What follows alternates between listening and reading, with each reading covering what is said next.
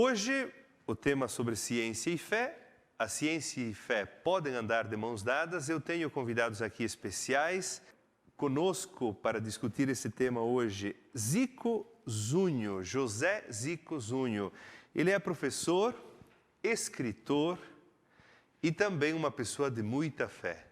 Ele participa ativamente da religião, por isso é um cientista, mas que tem fé. Bem-vindo, Zico. Obrigado. Isto.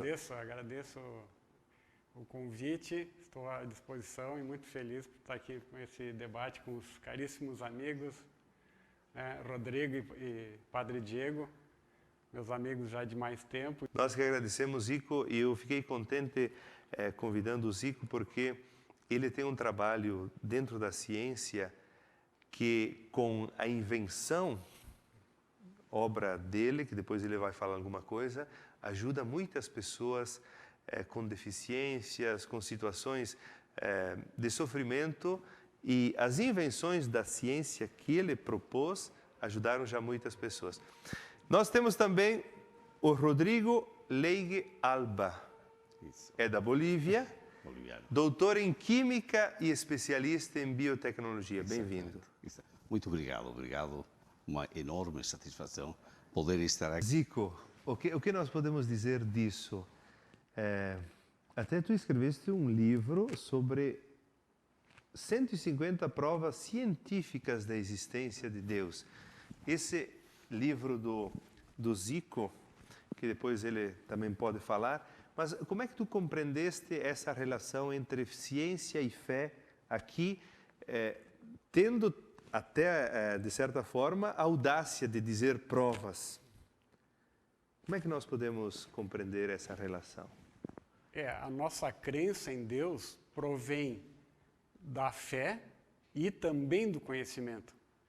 O próprio Einstein chegou a dizer, em um certo momento do estudo dele, que disse: eu admiro as pessoas que acreditam em Deus mesmo na sua ignorância, porque aí provém da fé.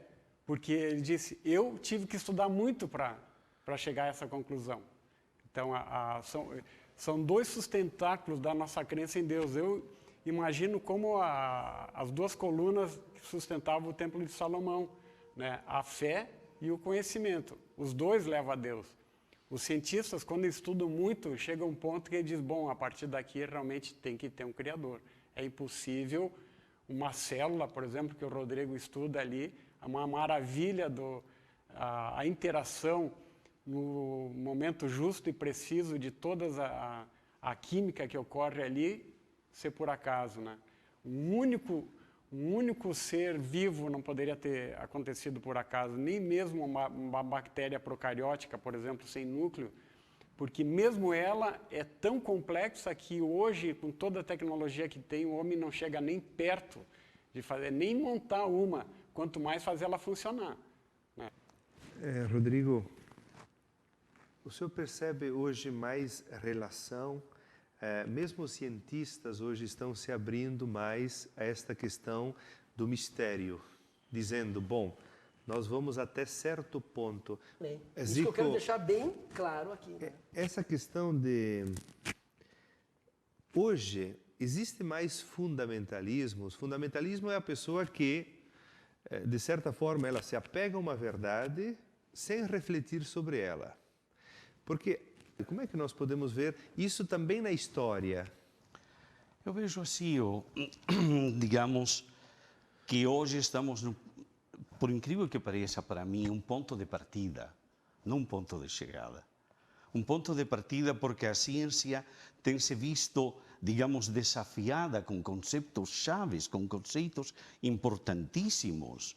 Esse tipo, o comportamento da célula, conseguimos explicar sim, mas até aqui.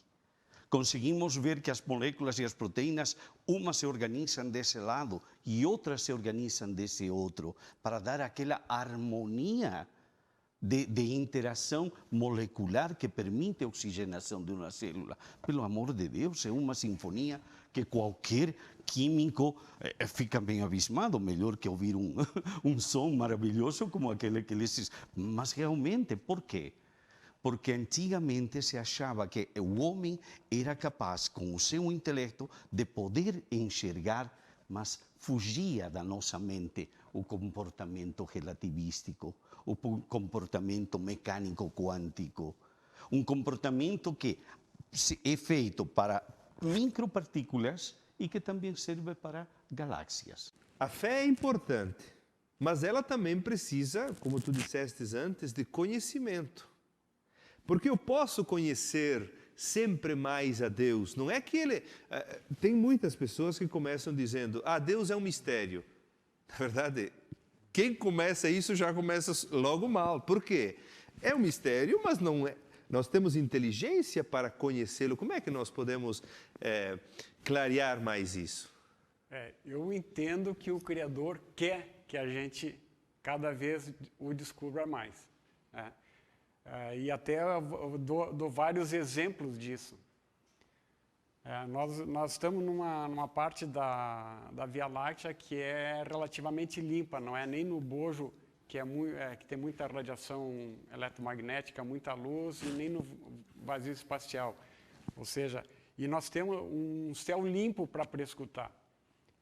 A nossa atmosfera, apesar de todos os gases que o compõem, que é uma variedade incrível, o nosso céu é cristalino, ou seja, a gente consegue olhar para o espaço.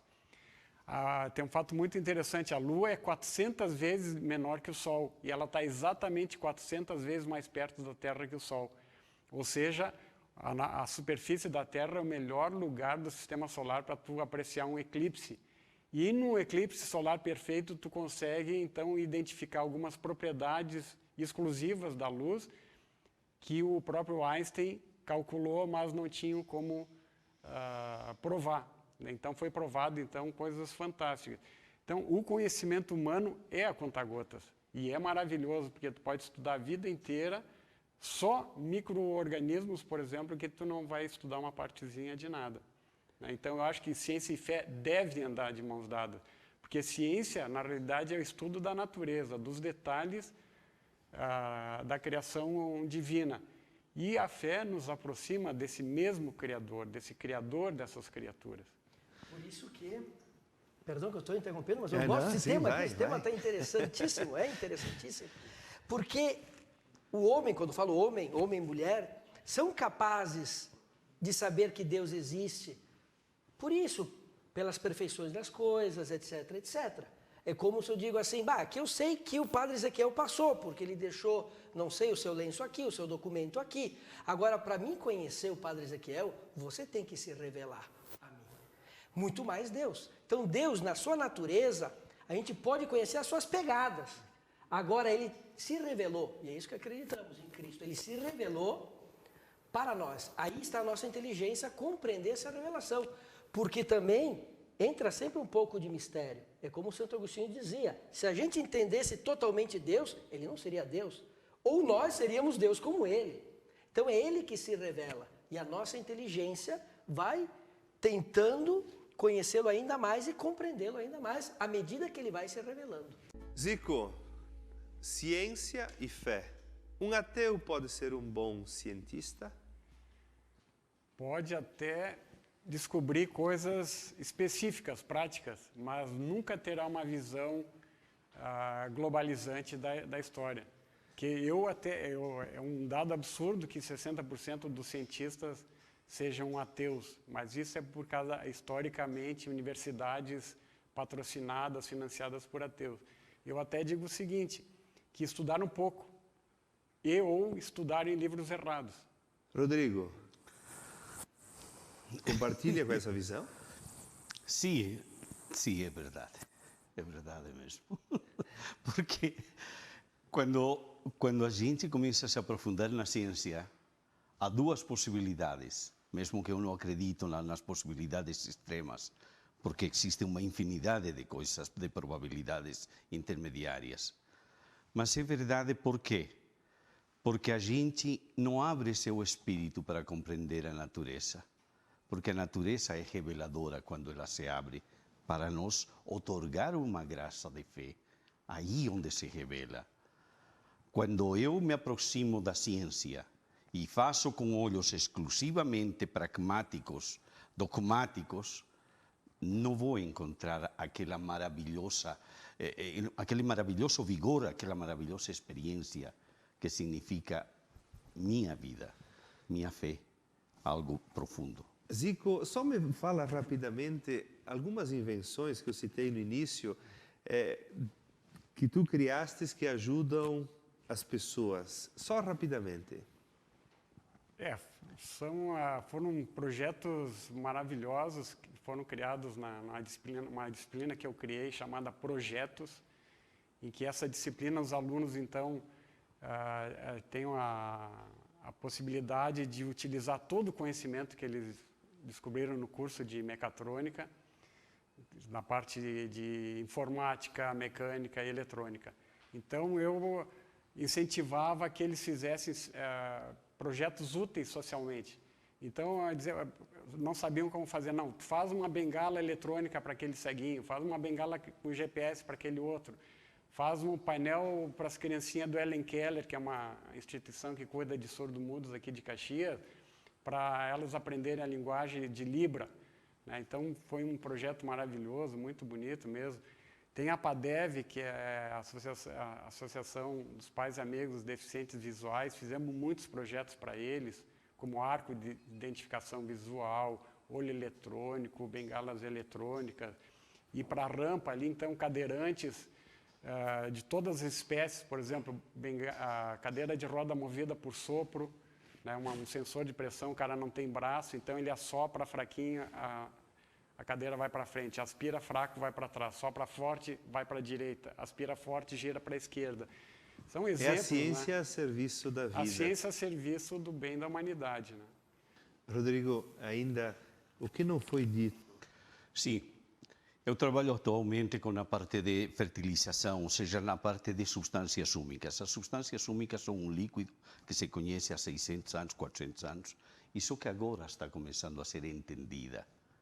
Aí a parte científica. E por que não era entendida antes? Se é tão importante para a fertilização do solo? Porque a ciência não tinha um método para poder definir como é que se trabalha com 400.000 espécies de micro-organismos, que são os que alimentam a planta. E tem que estar os 400.000 elementos, 400.000 micro-organismos. E nós começamos a fazer genética molecular para fazer transgênico, começamos a atacar, etc, etc. Ou seja, a fazer química acima de sistemas que nós não conhecemos. Então, a moral, quando algum jovem, e isso aparece muito nessa juventude, que é muito melhor, no meu conceito, que as anteriores, porque ela se depara com desafios que são maiores e concretos. O que é que eu vou fazer? E aí o desafio é muito mais honesto, porque ele vai ter que responder a si mesmo e a seus amigos. E aí começa a grande junção: ciência, fé, religião, crença, espiritualidade. Que Deus seja a nossa força, que Deus seja a força de vocês. Eu agradeço muito por você ter estado conosco nessa hora.